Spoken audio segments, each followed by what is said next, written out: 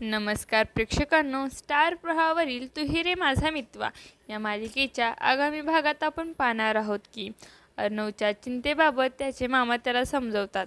काही काळजी करू नकोस, तू सिंदूरला जो फोटो आणि मेसेज पाठवला आहे तो तिच्यापर्यंत पोहोचला असेल.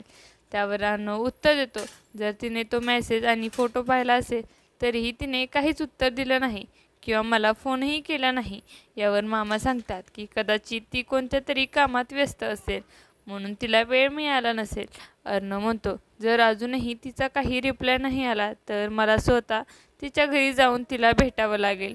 दरम्यान दुसरीकडे आपण पाहतो की राकेश अर्णवची गाडी घेऊन ईश्वरीच्या वडिलांचा अपघात करतो आणि तिथून पळून जातो.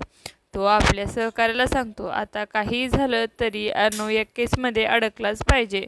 इकडे ईश्वरीला वडिलांच्या अपघाताचा एक व्हिडिओ पाठवला जातो.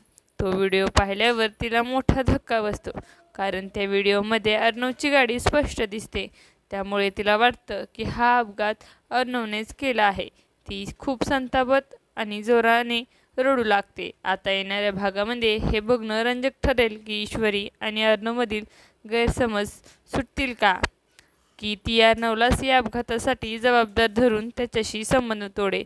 हे पाहणं खूपच रंजक ठरणार आहे.